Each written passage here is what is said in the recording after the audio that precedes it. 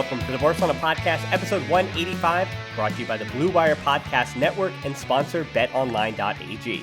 It's Unmissable Opinions, brought to you by the most influential voices in the FC Barcelona community. I'm Dan Hilton, he's Francesc. Francesc, again, the times continue to be weird, but I have to ask, how have you been? Hola, culés. I've been all right. Obviously, being very cautious. I've been at home for, I think it's 5 or 6 days. I'm not quite sure because everything, blends into one.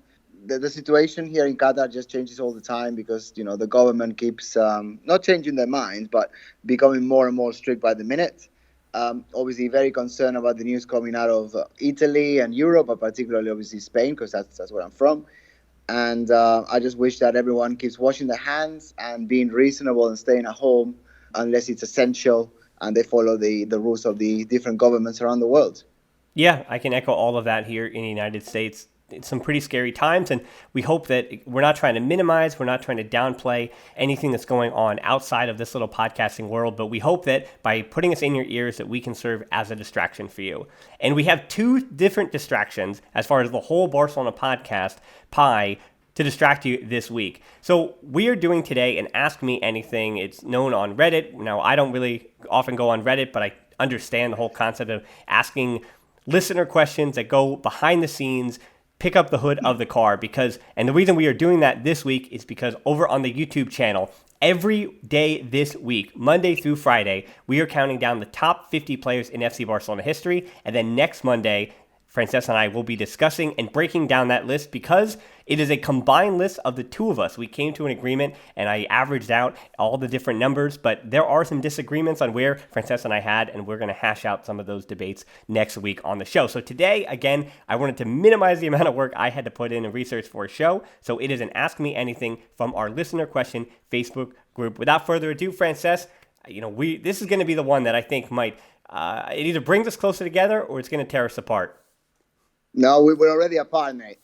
From the U.S. to the Qatar can't be too much farther. Well, Ellie starts with the first question, and Ellie, a special thank you to him as well, one of our key listeners in the Facebook group, pushing forward a lot of different debate, sensational, and all these listeners that we're getting questions from today are certainly superstars in the listener Facebook group. So here we go. Eli asks, what was your motivation behind starting this podcast, and how do you two know each other? I think, Francesc, this is a two-part question, though, because I think we have to ask first you the question about starting the blog, then that gets into how we know each other, and then I'll answer how we got to know each other and how the podcast was started. But how about you take us all the way back to the beginning of Barca Blog?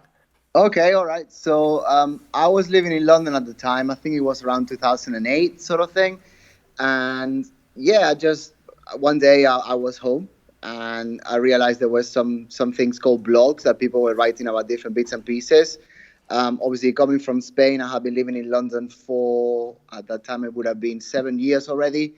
And I had no one to talk Barca to. I could watch the games in some dodgy websites over the internet somehow.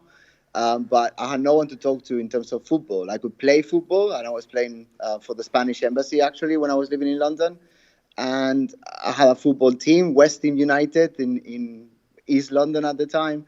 And yeah, but no one really supported Barca. Everyone was, for Arsenal mainly, but also Tottenham and Chelsea. And I had no one to talk Barca with. And I realized that no one was writing about Barca in English. There were different outlets doing it in Spanish, Sport, Mundo Deportivo, and obviously Marca and AS, which are Madrid newspapers, but they also talked about Barca.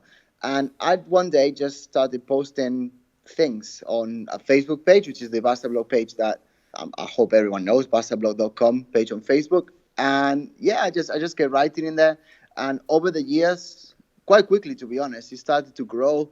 And it got to a point that it reached 700,000 followers. I think it's around 680,000 now. And yeah, I just kept putting different pictures and having some opinionated takes on things. Facebook became too small for what I wanted to do and share. So I just make a blogger.com, which is the Google blogging platform.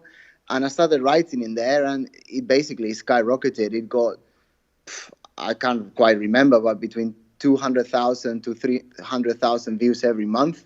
So by the end of the year, it was something around 3 or 4 million views. And then basically ESPN came calling. So I started writing for ESPN. It was called ESPN SoccerNet at the time.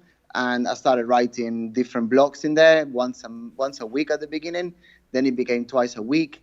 Then ESPN SoccerNet closed and it became ESPN FC, which I believe is still going. Mm-hmm. And I was the Barca correspondent for around 2.5 years until my little girls were born. And in my actual career, I manage an educational company, let's call it that, during the day. So it just got to a point that was happening. I got married, and my first beautiful girl came along, and I just couldn't handle everything.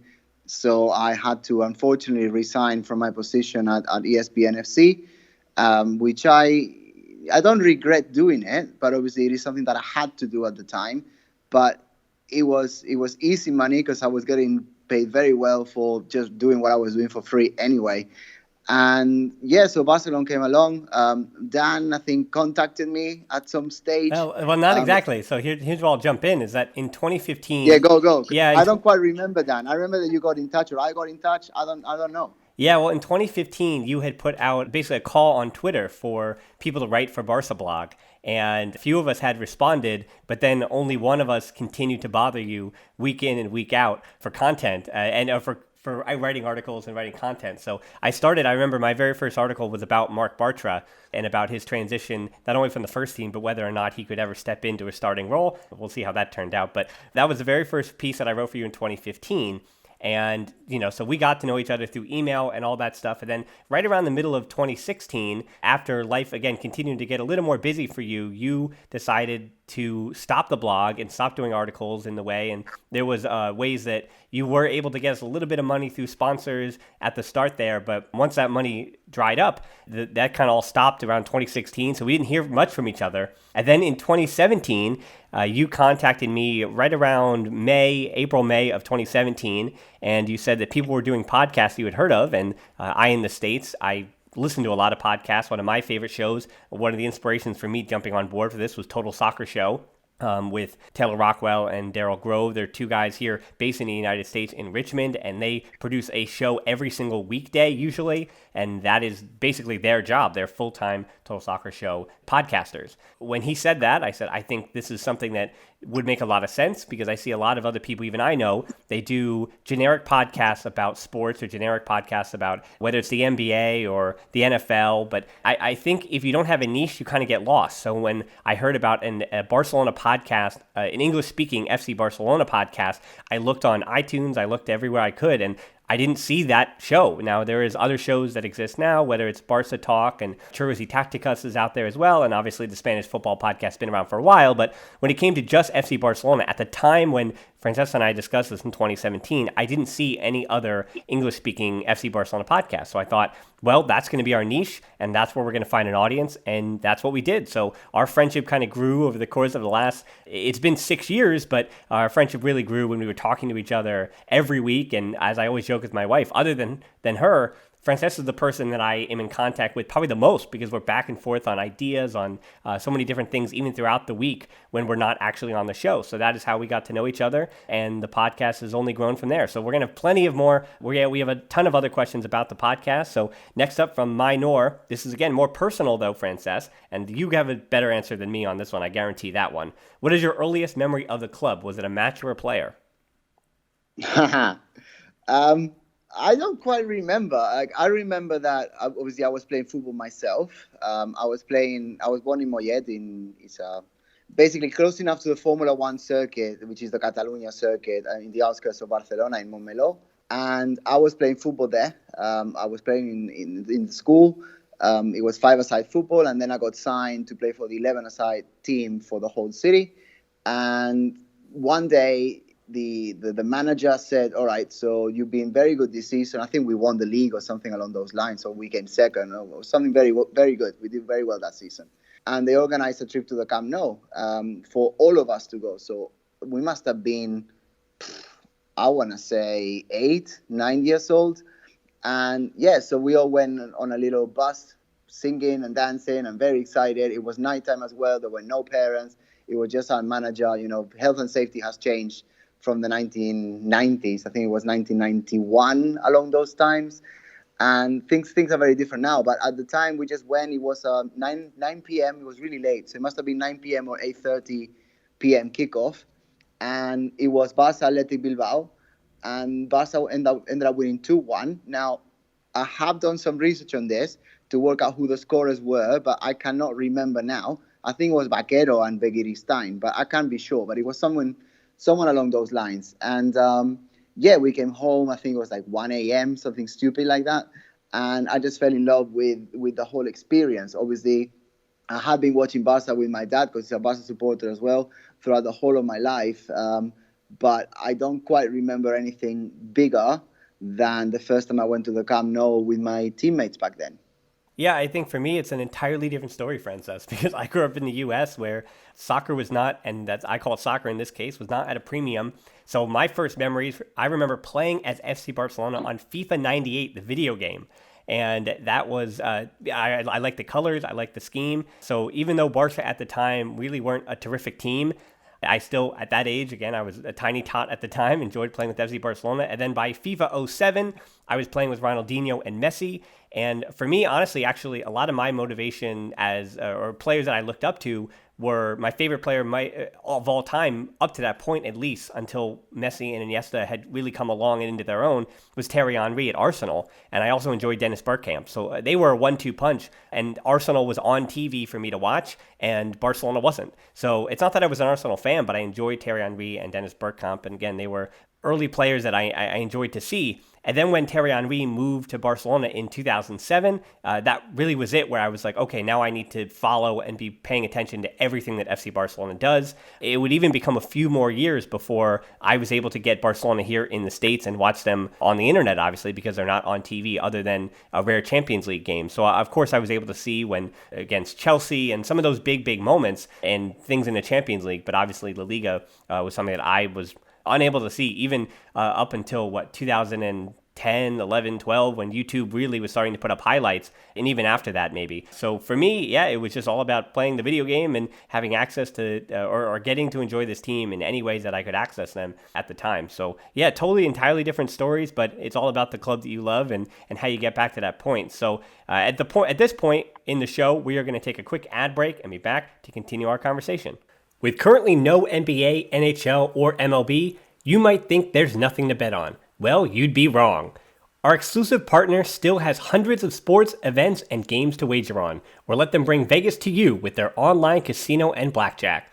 All open 24 hours a day and all online, including their $750,000 poker series. If you're into props and entertainment betting, you can still bet on Survivor, Big Brother, American Idol, stock prices, and even the weather. Visit their website and join today to receive a 100% welcome bonus with your first deposit. Be sure to use promo code BLUEWIRE. Bet online, your online wagering experts.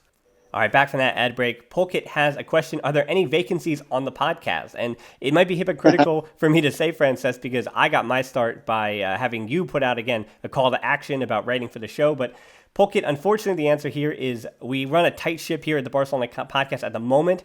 In the future, I would love to be able to expand and to have, we'll say, some help for stuff behind the scenes. But at the moment, just the way that the podcast is structured and the amount of things that come in as far as sponsorships and ads and things like that, I unfortunately am in a spot where I got to oil the greasy wheel at the moment, and we'll continue the pod just like that for the time being. But Pulkit, the answer is hopefully in the future there will be, but not at present time. So Emmanuel asked a very similar question. Francesc, I think you kind of said this, but anything you want to elaborate on by answering what made you a Barca fan? What made me a Barca fan was the fact that I was born in Barcelona and Barca were winning at the time. That's helpful. Yes. Also the fact that my dad is a Barca supporter. The vast majority of my uncles, actually, they're really ferocious Real Madrid supporter. They love Madrid and they love Real Betis as well.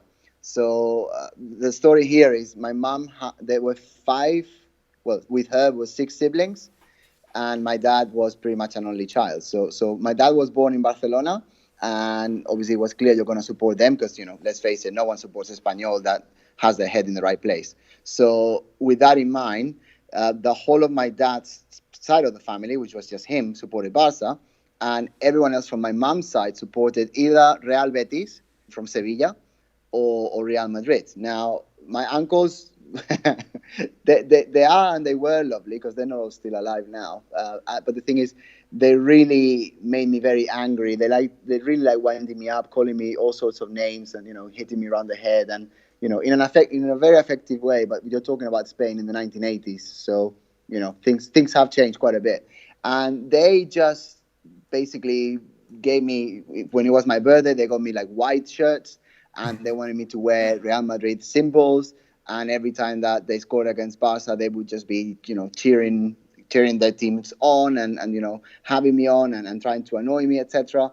And Real Betis, I don't mind because my mom is from Huelva, which is near Sevilla in southern Spain, and I've got quite a lot of sympathy for Betis, especially not sympathy, simpatía in Spanish, a lot of appreciation for Betis in English, because they are a friendly club that nowadays play good football, and they've not always been in the first division, and I don't see them as rivals. So Real Betis, I'm quite fond of. Real Madrid, obviously, I can't stand, and I think it comes more from my family than anything, and also the fact that let's face it, the kid is much prettier, and the football we play is better. Yeah, it's funny because we wind up again being kind of opposites in certain ways, but there's a likeness to it as well. I think for me, I came from a little farm town where, again, I'm going to call it soccer here because it was not at a premium. And if anything, in the mid 90s, soccer was seen as, obviously it's for wimpy, it's for people that are just flopping around, and for guys who are tiny and thin, and they're not anything, because where I came from, football, as in American football, was at the premium, and then you were supposed to wrestle or you played baseball, and so you had a lot of guys, we'll call them farm strong. You got a lot of my classmates were just big guys, and that's what they like to do. So soccer was for guys that were it was just not seen as something that was cool, or it was not seen as something that was going to make you popular for any bit of it. And just like how, Francesc, you were the only Barca fan, it's surrounded with your uncles at least. For me, I was not only one of the only soccer fans that I knew in my life, but I was the only person that likes FC Barcelona. And it is one of the reasons why I continue to do the show and found this community, because you'll find that in my personal life, I have one or two friends that enjoy Barcelona, and one of my friends listens to almost every show, so appreciative of his support getting this started, even just by saying, oh yeah, that's a great idea, and then giving me a little bit of feedback as a friend, because no one else in my personal life really listens to the show week in and week out, because nobody really cares about FC Barcelona in my personal life. It is interesting. I'm just saying that. The only person that I know that listens to the podcast is you. Right. So, and some of my friends in London, obviously, and obviously the guys from the Facebook group. But no, personal relationships, no one listens to the show. But that's okay. People that we've gotten to know, right? People that we've made friends through the community by doing this. Exactly. So, and if anything, that's strengthened my fanhood as well. So Douglas asked a question here. Thoughts on the NBA season? That playing off the fact that he knows that Francesc and I are both big NBA fans. And Douglas, I'm going to answer by saying it's the same thing as anything else, that I thought it was in a way, it was one of the oddest NBA seasons that we had, whether it started with Daryl Morey and the tweet about China, and then you go into the death of Kobe Bryant. But yet there was, then the Warriors dynasty was at least taking a hiatus. So the NBA was more wide open. The NBA, I think, in terms of star power and talent, particularly when Zion Williamson showed up, it seemed like the basketball that was being played was up in the air. The trophy was up in the air, and there were so many good teams. But then again, everything that's been happening off the court, whether it was Kobe or whether it was the China controversy, and then obviously with the rest of this season, I mean, if it gets played at all, what's that going to look like? Yeah, it was I think it was such a great season, but such a weird season at the same time. But just like anything else, you don't know when it's going to come back, but you're certainly enjoying the time that you had with it this season. Yeah, no, I agree with you in every single point. The only thing to add is that I think it makes absolute sense that everything is put on hold until this pandemic that we're, it seems, it's surreal, isn't it? It's like you're in the middle of a zombie movie, and you're being attacked by invisible enemies that are not really there, but they are. And when you think that they're not, that's when you go under. So I just think that everything needs to be put on hold. But I would really, really like for all competitions, that's NBA, that's MLS, and definitely La Liga and Champions League, etc., to be restarted from where it ended. Basically, not start a new season, but actually end it, even if it needs to end next February, say. Because otherwise you're just starting for the sake of starting again, and you don't know if this thing is actually going to go as most people expect that it will. So, I think anything that starts should be ended. Yeah, we're already pretty under the hood, but I'm going to take up, if there's a mini hood under the hood to take up, as many know, I work in sports. So I was actually at the Major League Soccer offices. I was working a shift when I found out about the suspension of their season for what was 30 days and is becoming indefinitely. So for me, it certainly has been extra surreal because I work in sports. So I am kind of just sitting around. And as I said, I'm working on a lot of content. That's why the top 50 countdown, I've got plenty more cooking because, again, I am kind of in a waiting period. It's a matter for me of trying to figure out what sports is going to look like and what jobs I'm going back to when it's time to go back to work and how long is that going to be. So certainly these are uncertain times and odd times, but we continue to power through by doing the show and continuing to distract ourselves that way. Can I please interrupt you there? Yeah. Because I personally obviously really appreciate what you do because, as we said many times before, if it wasn't for you, this show wouldn't be still alive. Can I just politely ask the listeners if they are ever going to think about becoming patrons? And as you know, we've got sponsors in the show, so we don't necessarily need it in order to survive with the podcast. But if you appreciate what not necessarily me, but what Dan is doing, and you're ever going to support it in any way, shape, or form, I think this is the time for you to do that. I'm not begging for money. I'm just saying that if you think that this show adds any value and you want to support Dan during this time, in which basically he's got next to no work whatsoever, then this is the time. I mean, I do support with myself being here, but also there's a lot of other things in terms of sponsorship that I do behind the scenes. So if anyone wants to support with that, this is your time. Yeah, I really appreciate that. I would tell everyone, first and foremost, obviously always take care of yourself. Whatever's appreciated. Again, Francesc, I appreciate those words as well. Unfortunately, because I do the Quick Take match reviews on Patreon, there won't be Patreon content. But as always, again, Patreon supports the show. So Pancho has a quick one for me. Living in the U.S., what are the thoughts of the North American Super League proposal between Liga MX and MLS? And that is about, not to take this even to North American, because I'm wondering to see when what's lost in broadcasting revenue. And I'm not sure if this hiatus with football is going to lead more to a European Super League, or maybe this takes us farther away from that. Obviously, the major clubs would love to get in that, but it would certainly be an odd thing if you saw, let's say, a Real Madrid, and I do use Madrid in this instance. Let's say they do set it up where there might be some kind of relegation, which won't make any sense because it's going to be a buy-in for the Super League. But let's say you have a team like Real Madrid in the relegation zone, or let's say Real Madrid get 18th in the league.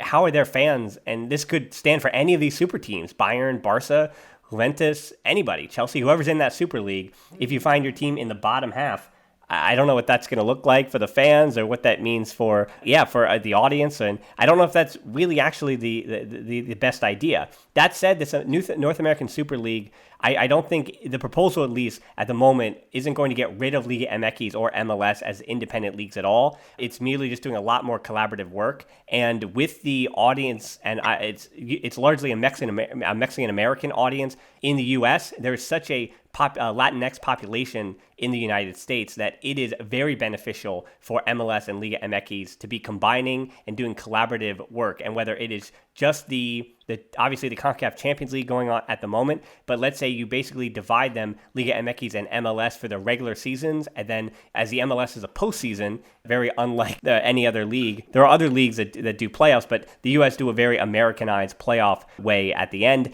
But if Liga MX then joined up at that moment with the winners of MLS and Liga MX kind of went for whatever the Super League title would be, I think that would make a lot of sense from both a marketing standpoint and then the audience as well. So I think it's different in terms of the European Super League in comparison to, I think there are many more benefits that I can see very clearly with an American or a North American Super League. Yeah, nothing much to add in the North American Mexican situation because obviously you're the expert. I just want to add that for the European Superliga, I think that in my eyes, it would be a great competition to be in. But then again, I think the Champions League already is a great competition. And I'm just fearful that basically we are destroying football as it is, because the national competitions in terms of teams like Levante, Leganés, Getafe, Eibar, they are what we in Spanish we say la salsa de football.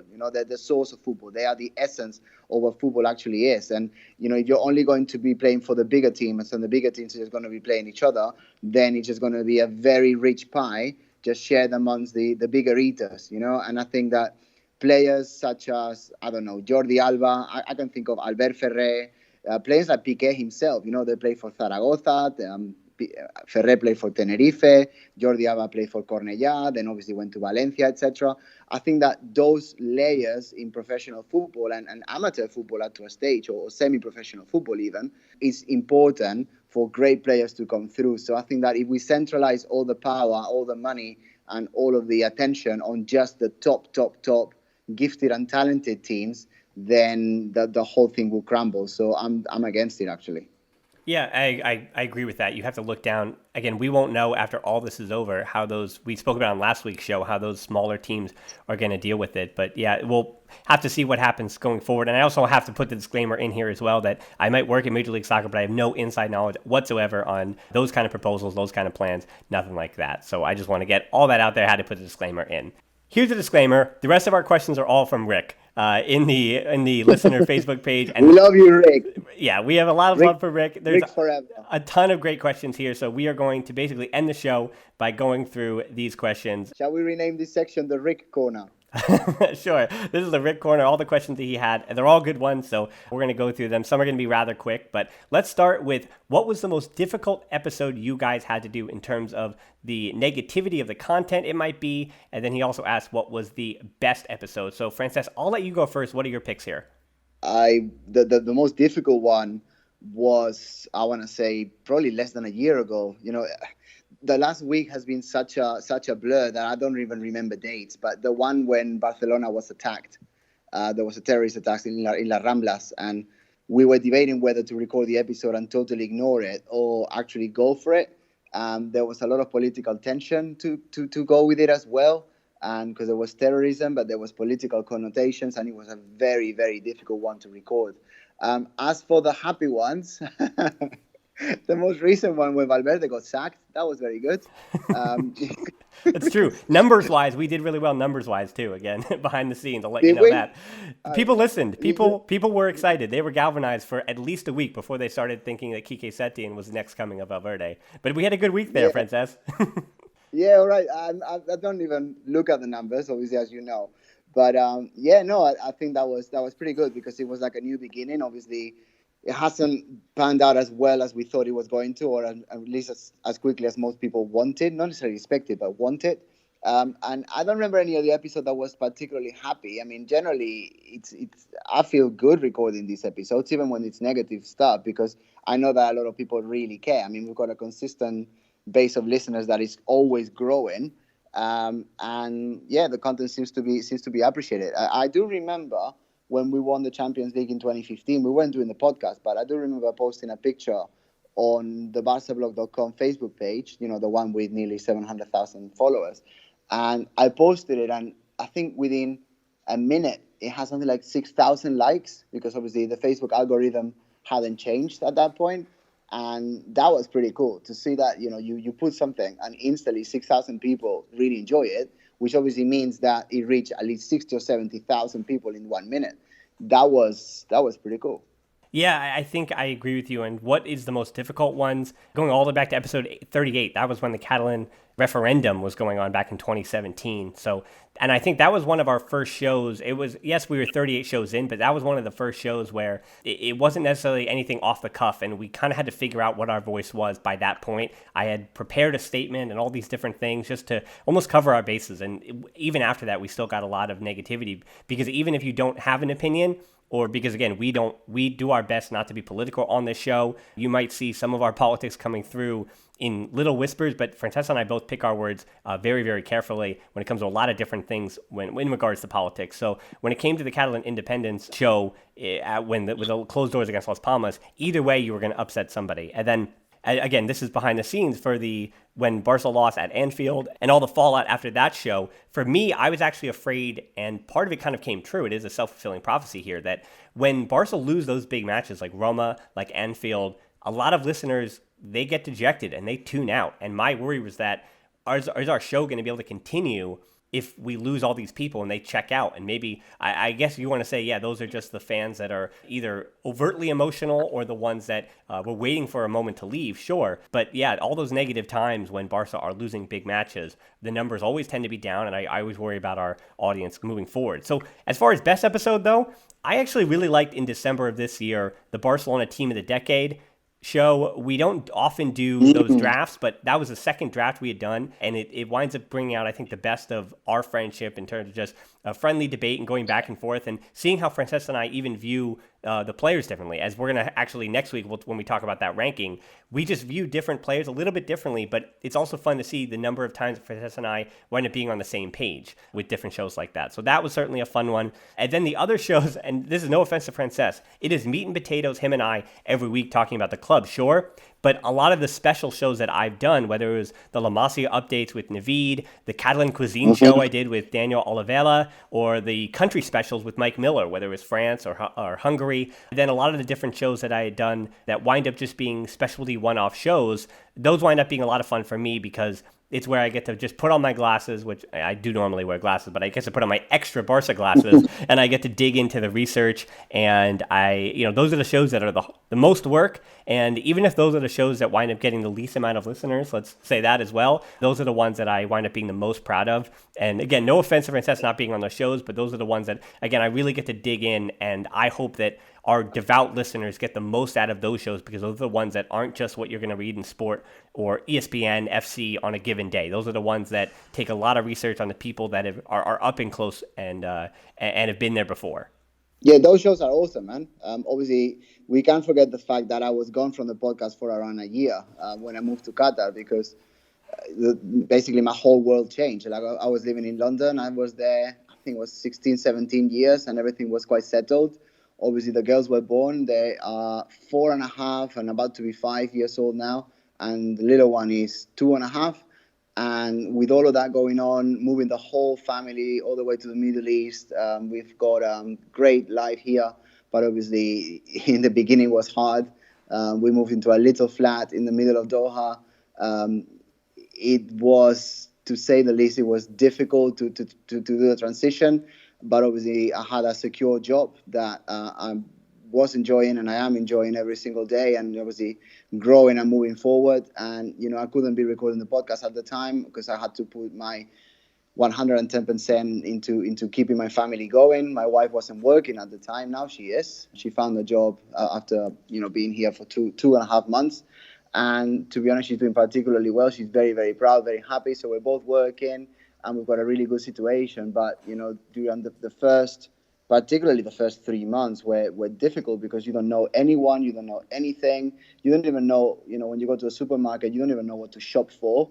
It's a different way of doing money, from euros to pounds. So from Spain to London, that was pretty much the same.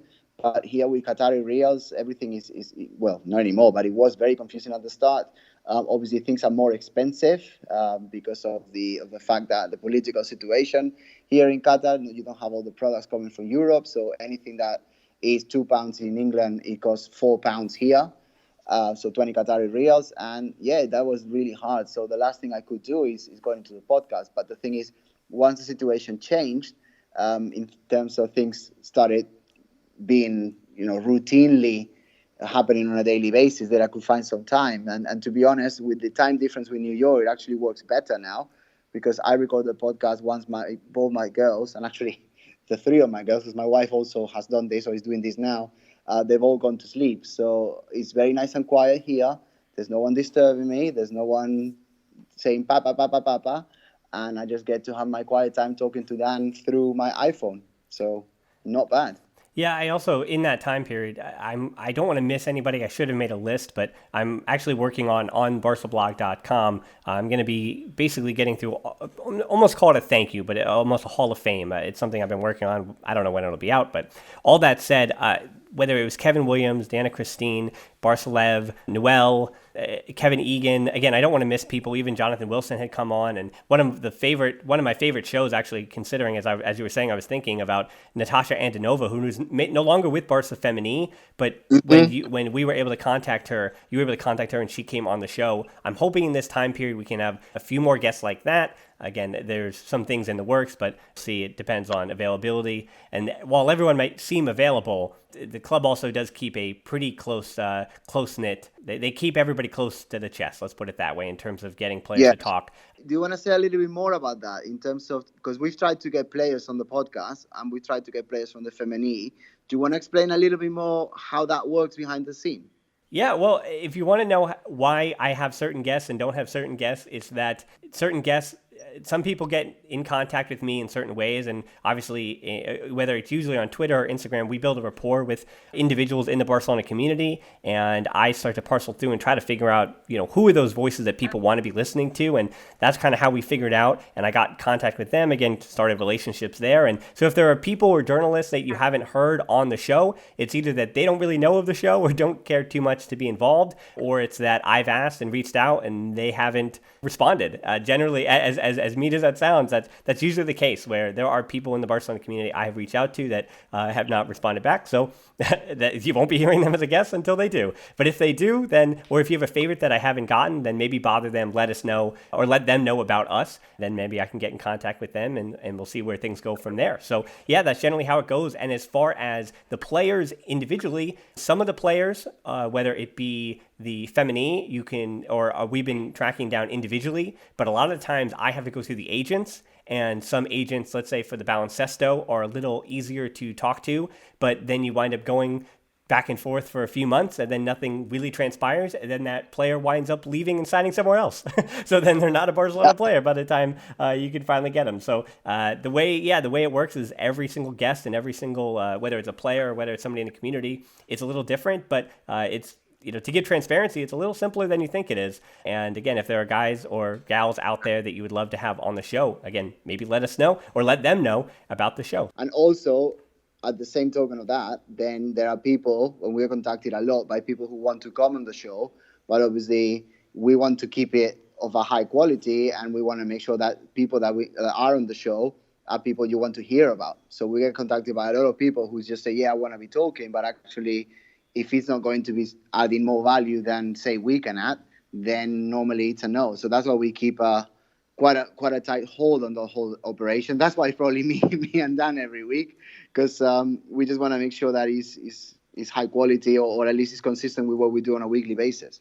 Yeah, I mean, that said, interestingly enough, in that hiatus that Francesc took, I actually interviewed, I spoke with somebody who had a little bit of a following on Twitter, diagonal to the Barcelona community, and we did the whole show, and as I'm editing it and I'm looking back on it, I said, this really isn't good content. This is not what I wanted. So there is a show on my laptop or on a hard drive that was scrapped completely, and I had to pretty much apologize to the person that I spoke with, because it wasn't what it needed to be, and they weren't the guest for this show. And it took a little bit of, again, just going through the interview and just finding out that that's not going to work. So yeah, that has happened before. And yeah, for those who have asked to come on, the way to get on this show is you become a Patreon. And then in the summertime, we usually do a Patreon show. So I don't know when that is coming up. That's something I got to schedule for sometime over the summer. We're hoping again that football comes back. But yeah, if there is an extended time like this, surely I will go back to the well and do another Patreon show. And we actually have a show coming up in a few weeks with a Patreon in particular and one of their specialties.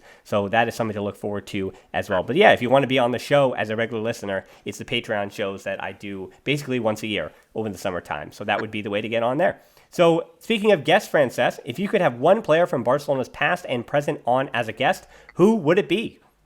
Cruyff.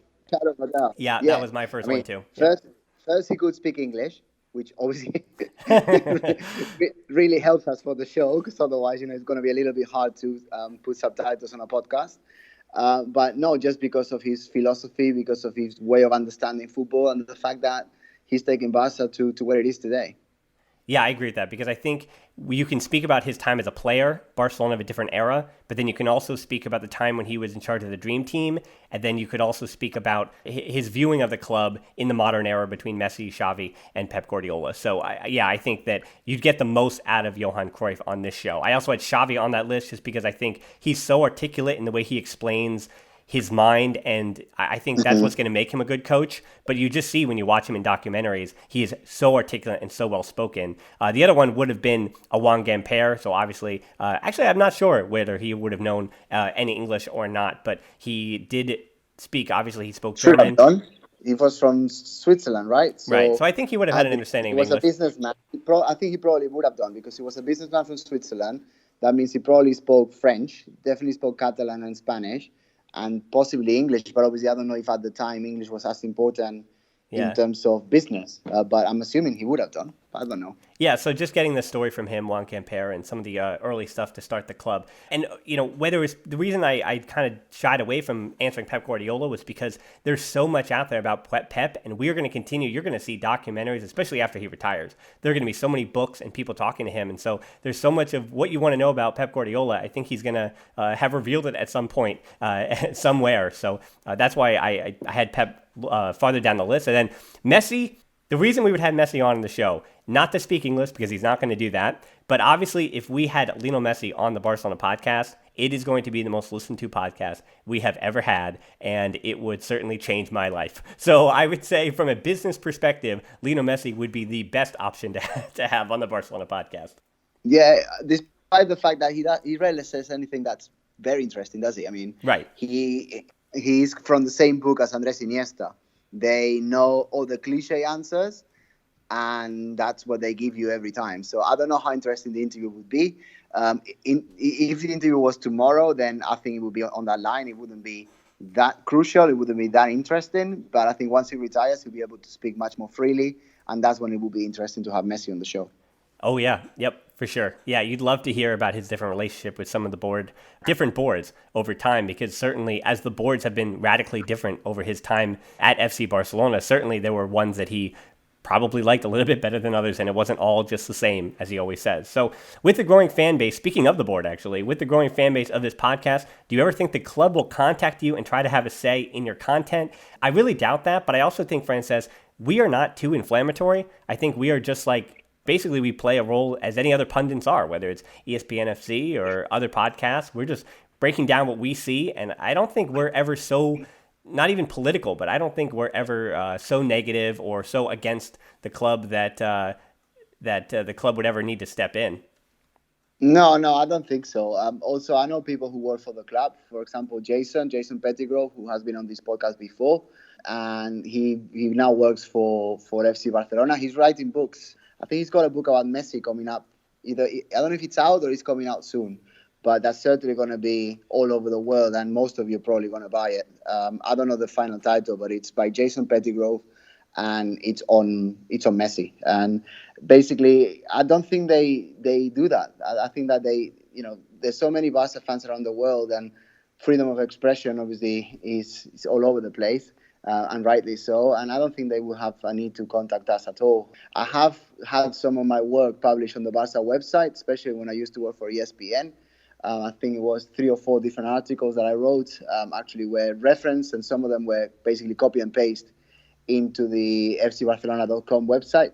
And I don't know if people remember this, but last year, before the game against Liverpool, I actually wrote a piece for Liverpool. I don't know if it's liverpoolfc.com, but the official Liverpool website. And I was profiling the semi-finals against them, and I did a little bit of a comment on Jurgen Klopp, and that went, as they say these days, viral. So no, I don't think the podcast will make it in there just because we're speaking up our opinions, because everyone around the world does do that. Well, yeah, and the other thing I would say too is we, as people know, we have a relationship with a lot of different Peñas behind the scenes as well, and I've had on the presidents and vice presidents of a lot of different Peñas here in the United States. And again, we're in contact with plenty of them on Instagram as well. So the Peñas, really, you consider them a fan extension of the club. And we support the Peñas as we always do.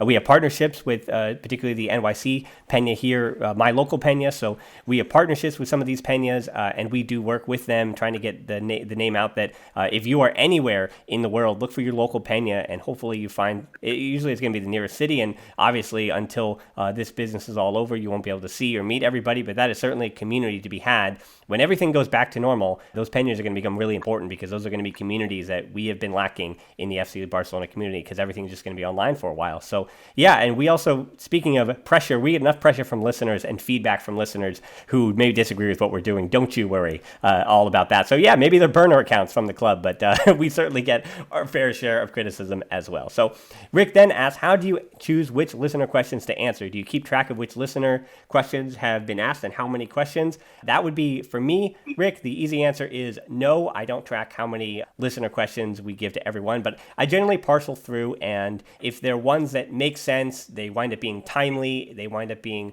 relevant to the news that's going on in that current news cycle, that winds up being things. Or if I think that we're going to get a good conversation out of it, that's generally basically the only criteria I use. So very rarely are there listener questions that are so out there that I just ignore completely. So yeah, usually if you don't have a listener question answered that you asked, if you ask something similar or you ask a thoughtful question, I'll definitely be answering it, and we'll answer it on the show. My process for the question says I turn the phone on and I speak to Dan because he chosen all the questions for me. I do not read them. I see the post, but I don't read what the questions are at all. So basically, I just wing it and follow Dan's instructions.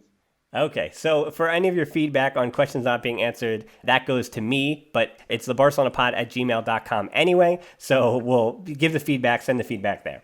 All right, anyway, are you thinking about changing anything to the podcast to make the experience even better? That being the style of the podcast, adding more content, having more guests, and Rick, the answer to this one is we will see. Again, I think not to give you a cop-out answer, but we are in unprecedented times at the moment. So as long as football is gone, again, we have no idea how long that's going to be. Francesc and I are going to get a little creative on the content that we're producing. So if anything, this is going to be the time when we're going to be trying different things out and could be having some more guests on. And again, I said, I have some things already in the works of some conversations that are a little different than what we're used to. So I would say that this is the moment when things are going to feel a little different, but when all things go back to normal, I expect the show to go back to normal as well. I agree. All right, so last two here, and these can be cop-out answers, Francesc. I think these are the answers that we'd love to sidestep. So kind of based on my proposal of what if, but what if Bartomeu never became president of the club? Do you think we still would have won the treble? Would we have been even more successful? Yes, we would have been. We would have been.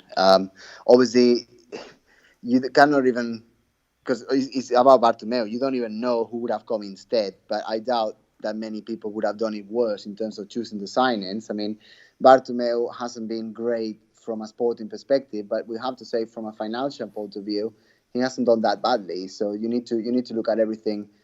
But from a sporting perspective, I think that, the team should have been reinforced better. And if anyone else was in charge, I think it would have been a much more positive outcome. Yeah, I mean, you have to remember that the treble comes on the back of the Neymar signing from the previous administration. And Sandro Rosell, he was punished for that transfer, but it still went through. Barca still winds up winning a treble with Neymar. So again, that happens not under Bartomeu's watch. So under Bartomeu's watch, which players have arrived that have completely changed the course of the club? I'm trying to think. Was Luis Suarez and Marc-Andre ter Stegen and Rakitic, I think that might have been his first summer, and that reinforced for the treble. So I guess you could give credit there. I think a lot of credit probably is deserved there. But since that time, you're talking about the last 3-4 seasons, as we always talk about every week on the show. I don't know who he's brought into this club that has reinforced not only in the moment, but for the future, because Barca still has not captured another Champions League, and they could have, if not for two fateful nights, of course. And, even Bartomeu, we mentioned with Ernesto Valverde, probably should have pulled the trigger earlier on Ernesto Valverde, but he didn't, and everything stayed stagnant, and then they repeated what happened in Roma at Anfield. So, yeah, certainly I think that I don't know how much more successful you can be because Barca win the Liga every year, so really it was just the Champions League that were evading them, but that's a big if of what would happen if Barca had won another Champions League in the last 3 years, or if they had won 2 more Champions League in the last 3 years. The narrative is completely different. So speaking of presidential candidates, final question on our listener show here on the Ask Me Anything. And I think we're going to not answer this question, Francesc. Which Barca presidential candidate do you guys support? Support? We don't support anybody. Well, at least I don't support anybody. Yeah. I support someone who brings ideas, and I support someone who, is trying to get Barca back to where it belongs in terms of philosophy, not just by signing one person, but actually having a whole organizational structure, sort of common goal that makes perfect sense at every level. It seems like Victor Font is someone who is probably closer to what I'm speaking about than the other candidates, but obviously I don't know who the other candidates are. I mean, I think they don't even know themselves at this stage, and some of them are just hiding behind the scenes, waiting for all of Bartomeu's time to go away, because let's face it, he's not going to resign. So I'm not quite sure. I think that what we need do as a podcast, as a community, is to be critical, is to be analytical, and is to know our facts well, and then make a decision. But obviously, whoever the sources support is what the majority wants. So our opinion will be quite irrelevant. But I think that we need to allow everyone to make a decision based on actual facts, and then we will see. But as an entity, as a podcast, as a show, I don't think we can support anybody. But we've got a clear idea. I mean, personally, I know you do as well, Dan. We've got a clear idea as to who the right person would be, but that's not necessarily a name. That's more of an ethos, a philosophy, a way of being than a particular name of a person. Yeah, I agree. And I know it might be an unpopular opinion, but the hashtag Bartomeu out, particularly with what's happening in the world, I think that the elections that were to take place in 2021, now with everything, again, with football halted in the way it is, I don't expect those elections to happen until 2021 now. You might have had a vote of confidence or something might have changed rapidly if Barcelona really limped down the stretch. Let's say they had lost to Napoli and they were kicked out at that point, then maybe in the last 3 months of the season, some kind of vote of confidence, you have a vote at the stadium, all those different things. Again, you need a large percentage of signatures even to put that forward for another election. And as you said, Bartomeu had no reason to resign. And so, yeah, I don't expect those elections until more than a year from now. And all that said, that hashtag Bartomeu out. So it's not necessarily that you can be...